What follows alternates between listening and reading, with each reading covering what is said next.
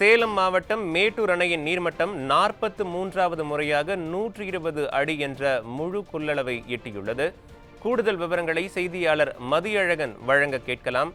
வணக்கம் மதியழகன், இது தொடர்பான முழு விவரங்களையும் விரிவாக பதிவு செய்யலாம். பாதுகாப்பு நடவடிக்கைகள் அங்க மேற்கொள்ளப்பட்டிருக்கிறதா, அங்க இருக்கிற நிலவரம் என்ன, இது தொடர்பாக விரிவாக பதிவு செய்யலாம். வணக்கம் நவீன். மேட்டூர் அணையை பொறுத்த வரைக்கும் பார்க்கும்போது தமிழக டெல்டா பகுதியில் பாசனத்திற்கான நீர் ஆதாரமாக இருந்து வருகிறது. ஒவ்வொரு ஆண்டும் ஜூன் 12 அப்போ மேட்டூர் அணை திறக்கப்பட்டு முப்பது சாகுபடியானது நடத்தப்பட்டு வரும். ஆனால் இந்த ஆண்டு போதிய அளவு தண்ணீர் இல்லாத காரணத்தால் குறித்த நேரத்தில் தண்ணீர் திறந்துவிட முடியாத சூழ்நிலை ஏற்பட்டது. இதன் காரணமாகவே குறுவை மற்றும் சம்பா சாகுபடியில் பெரிய பாதிப்பு ஏற்பட்டிருந்தது.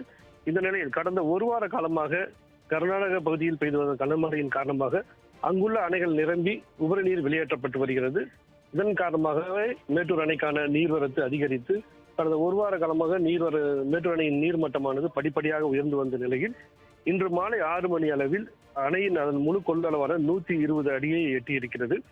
அது மட்டும் இல்லாமல் அணைக்கு தற்போது வரக்கூடிய தண்ணீர் அனைத்தும் உபரியாக வெளியேற்றப்பட்டு வருகிறது.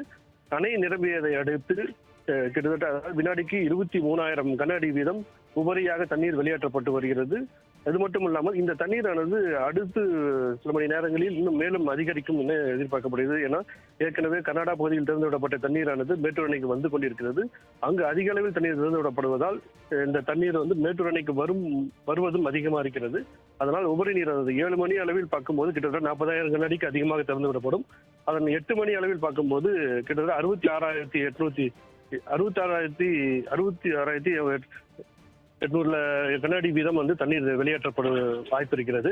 இதனால் காவிரியில் வெள்ளப்பெருக்கு ஏற்படுவதால் ஆங்காங்கே காவிரி கரையோர பகுதியில் உள்ள மக்கள் வெளியேறுமாறு ஏற்கனவே அவர்களுக்கு அறிவுறுத்தப்பட்டுள்ளது. இருந்தாலும் காவிரியில் தண்ணீர் அதிகமாக செல்வதால் அங்கு சென்று புகைப்படம் எடுப்பது, செல்ஃபி எடுப்பது போன்ற விரும்பத்தகாத செயல்களை செய்யக்கூடாது என்று மாவட்ட நிர்வாகம் அங்கே எச்சரிக்கை விடுக்கப்பட்டிருக்கிறது. அது மட்டும் இல்லாமல் காவல்துறையினர், வருவாய்த்துறையினரும் தீயணைப்புத்துறையினரும் ஆங்காங்கே கண்காணிப்பு பணியும் மேற்கொள்ளவும் உத்தரவிடப்பட்டிருக்கிறது. இந்த நிலையில் தான் மேட்டூர் அணையிலிருந்து உபரி நீர் முழுவதும் இப்ப வெளியேற்றப்பட்டிருக்கிறது. இது குறிப்பிட்டு சொல்ல வேண்டும் என்றால் மேட்டூர் அணையில் நம்ம பாசனத்துக்கு தேவையான அளவுக்கு தண்ணீர் இந்த ஆண்டு திறக்க முடியவில்லை. அதாவது குறுவை சம்பாவுக்கு எதிர்கட்சி தலைவர் எடப்பாடி கே பழனிசாமி அவர்கள் ஏற்கனவே குறிப்பிட்டிருந்தார். என்னவென்றால் முன்கூட்டியே அணை நிரம்புவதற்கு முன்னரே படிப்படியாக சிறிதாக பாசனத்திற்கு பயன்படும் வகையில் திறந்து விட்டிருக்கலாம் என்று அவர் குறிப்பிட்டிருந்தார். ஆனால் இப்ப அந்த மாதிரி அரசு அதை செவி சாய்க்காமல் தற்போது அணை நிரம்பிய பிறகுதான் உபரி நீர் வெளியேற்றப்படுகிறது. ஆனால் இந்த உபரி நீரானது விவசாயிகளுக்கு முழுமையாக போய் பயனளிக்கிறது. ஏன்னா நேரடியாக போய் கடலில் கலக்க வேண்டிய நிலை ஏற்படுகிறது. இந்த ஆண்டும் இந்த தண்ணீர் திறக்கப்பட்டுள்ள தண்ணீர் அனைத்தும் வீணா கடலில் போய் கலக்கும் என்ற நிலையும் ஏற்படுகிறது. அது மட்டுமல்ல, கடந்த அதிமுக ஆட்சியில் சேலம் மாவட்டத்தில் மேட்டூர் அணை ஒட்டியுள்ள 3 சட்டமன்ற தொகுதிகள் பயன்பெறும் வகையில் நிறைவேற்றப்பட்டுள்ள 100 ஏரிகள் நிரப்பும் திட்டத்தை கூட இந்த அரசு முழுமையாக முடிக்கவில்லை. ஏனென்றால் உபரி நீரை கொண்டுதான் இந்த ஏரிகள் நிரப்பப்படும். ஆனால் தற்போது அணை நிரம்பி இருக்கிறது. ஆனால் அந்த ஏரியை நிரப்புவதற்கான முயற்சியை இந்த அரசு மேற்கொள்ளவில்லை. அதனால் இந்த 100 ஏரியும் நிரப்பப்பட முடியாத ஒரு சூழ்நிலையும் இருக்கிறது.